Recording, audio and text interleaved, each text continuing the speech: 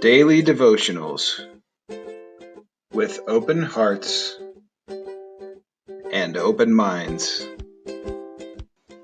First United Methodist Church in Pueblo, Colorado presents Hope and Coffee with Pastor Hugo Venegas. Hi, welcome to Hope and Coffee, and we're studying the work of the Spirit in enabling Christ to go and preach the gospel. And we see this in 1 Peter 3:19, where it says here, through whom, meaning the Spirit, Jesus went and preached to the spirits in prison. And in order to unpack that and understand what he's talking about, we are looking at Luke chapter 4, which is the beginning of the ministry of Jesus when he was anointed by the Spirit and he was sent out to preach the good news. He went to the poor. Second, he went to the prisoners. And now we're going to look at the third group that he went to. But I have a question to ask you. Have you ever had a blind person, physically blind, brought to you to pray for them for healing? I have. I had a young man in his 20s who was totally blind during one of our open air meetings in Costa Rica, brought to me, and his friend said, our friend is blind and we want you to pray so that he can open his eyes and see. I was shocked. I was intimidated. I didn't know what to do. Thank God I had an elder from the church, the Bible Baptist Church in Phoenix, Arizona, and he took this young man and his friends and he took them aside to talk to them. But what about the blind people? Now, that was the third group that Jesus went to. And it says here in verse 18 that the Spirit of the Lord is on me because he has anointed me to preach the good news to the poor. He sent me to proclaim freedom for the prisoners, the recovery for the sight, the recovery of sight for the blind. Now, I want you to know that God is concerned about people's disabilities.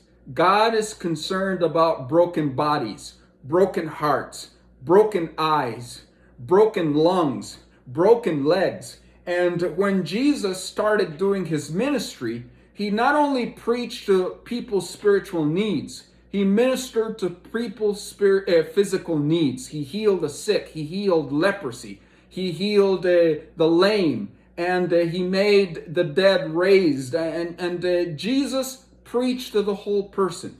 Now, in the early church, when Peter is addressing the believers, they used to deal with the physical ailments of people by laying hands on them and praying for God to do miraculous works. And if you read the book of Acts, man, there were tons of miracles that God did, that the Spirit of God did, and it brought credibility of people believing in the message because it was a message that not only healed their spirits, but healed their bodies. Now, what happened as the church progressed through the centuries, around the 1700s, there was a scientific movement that was started, and the scientific movement started with Christians, smart Christians who were saying, God created the universe, let's study the planets. God created the oceans, let's study the oceans. God created the forest, let's study the forest. And God created the human body, let us study to see how we can start healing the human body. So the whole scientific movement was started by Christians. And then we moved to the 19th century, and here in the United States, there was a great great missionary movement that started with missionaries going to Africa, going to Asia, and they were going to preach the gospel. But a lot of these missionaries were also medical workers because they went to preach the gospel to the Spirit and to heal the bodies. Now, if you live in a town here in America, I want you to go and figure out what are the names of the hospitals in your community. You will find out that a lot of the hospitals have the names of Saint, Samaritan, and a lot of Christian names because the whole care of the body, the whole medical system was motivated by Christians wanting to bring good news to people who were ill and whose bodies were broken.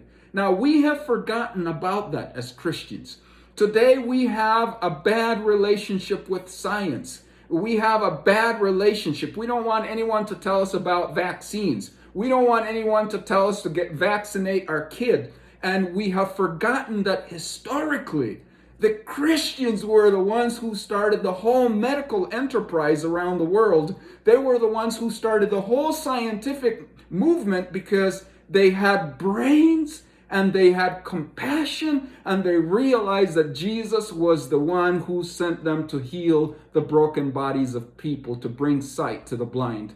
I hope that you who are listening to me, that we would have a new generation of Christians who are committed to find a cure for this virus. I hope that we have doctors and we have scientists who are working. Why? Because they want to bring the compassion to Jesus of people in Brazil, people in India, people in New York City, people in Florida, people in Georgia, people in Russia, people in Baghdad who are struggling with this virus. And they say, we want to be good news because Jesus healed the blind, and therefore we want to heal those who are suffering.